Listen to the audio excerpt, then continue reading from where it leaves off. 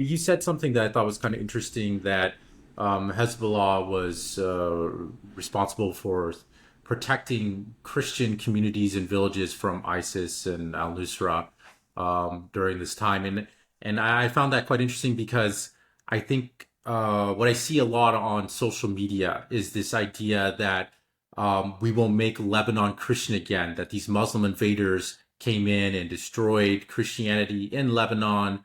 And it used to be a great place. You kind of have this argument sometimes with Iran as well before the Uh, 70s. uh-huh. But that this idea that we can make Lebanon Christian again, and it could be a blossom place. We just got to get rid of these Muslim terrorists, this Hezbollah organization. But you're saying here that Hezbollah was protecting the Christians in this in Syria and in Lebanon, and I Uh-huh. believe Beirut is 30% Christian as well. There Right. still is a sizable Christian population. Right. And it When used I to was be in quite a bit Shanghai, larger. Actually, it used to be quite a bit larger. But it's not that they've been persecuted by the Muslims. Of course, you go back in history, you find persecutions in the original conquest and so on. I'm not going to deny that. But in recent history, like the recent history of Lebanon, there really hasn't been, substantial, any significant persecution of the Christians. The Christian community has done very, very well in Lebanon and in Syria too, and been protected by both governments. Um, let's see, where I kind of lost my train of thought.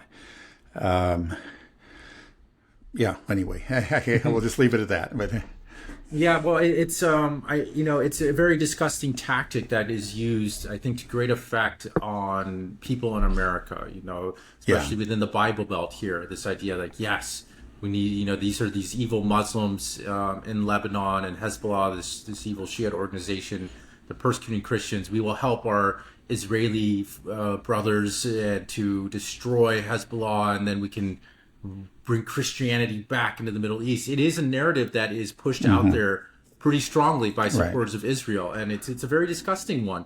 right, Um, right. Well, some of these Christian communities, especially in Syria, are go back to the original Christian communities. As I believe some of them actually speak Aramaic, the language of Jesus.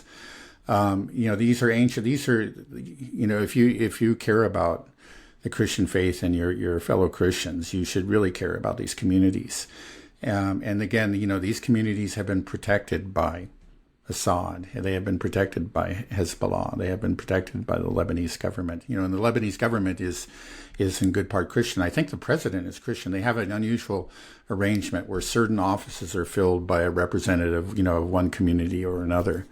Um, and now I kind of remember what I was going to saying that the proportion of the of the population that's Christian has declined significantly over the decades in Lebanon, but it's not due to persecution. It's due to different fertility rates. The Muslims have been having more children, but then also I think it's also like in Palestine in the West Bank, it's immigration. A lot of the Christians have more connections overseas, have connections with Europe, and it's easier for them to immigrate. So that's when these wars break out, the Lebanon has suffered an awful lot over the last few decades. Some people have decided, who had the means to get up and leave and go to another country. It's hard to blame them, and a lot of those people are Christians.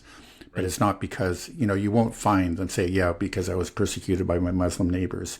In general, they have very kind things to say about their Muslim neighbors. right. Yeah, my neighbors when I was living in Shanghai were Lebanese Christians, and they were my neighbors for several years. But then they moved back to Beirut, and I was just thinking about them after I heard this. I'm like, I wonder if they had two little children with them, and it's scary. Yeah, I Yeah. wonder. Maybe I don't know if they're still in Lebanon. I haven't kept in touch with them, but um, yeah, I just think people don't understand the history of these countries, how the society works, the demographics, and it's too easy to just put one label and to Yeah. say that this whole country is a terrorist country without realizing that hey, it's Beirut, like I said, it's 30% Christian. It's not like this idea that Christians and Muslims are constantly at war. It's just something that's constantly perpetuated. I think largely through Israeli Yeah. propaganda and their Right. control over Well, you media find here. that there are Muslim sects, or not so much sects, but movements like these jihadist movements, namely ISIS and Al-Qaeda, that are extremely hostile, actually violently hostile to Christians and kill them. There's no question about it. One thing people kind of tend to neglect is these same groups tend to also be very equally hostile to Shiites. And in fact, they probably have killed many more Shiites over the last couple of decades than they have Christians, simply because there are many more of them there. But these are dangerous groups. Let's not pretend otherwise. Of course they are, and that's what, when people think about Muslim terrorists, that's what they're thinking about. But the truth is, okay, first of all, it represents a very small sliver of these societies. They're often hated by these societies, Shiites and many Sunnis as well. All of, in the end, Assad was able to defeat the jihadists who were trying to overthrow his government in Syria. But stop and think about it. Who were we supporting? What group was actually backing these jihadists? The ones, again, the crazies, the violence, the ones that behead, captives. And so, that's what people have in mind when they're thinking about Muslim terrorists, right? Okay, they do exist. Yeah, but who backs them? It's not Iran. It's the U.S. It's Israel. I mean, this is actually what, they see them as useful idiots. It's not just in Syria where that happened, but also in Yemen. For a while, the Saudi Air Force, which was really an extension of the U.S. I mean, there's U.S. planes, U.S. Maintenance and target data and so forth. They were actually supporting Al-Qaeda in Yemen against the Houthis.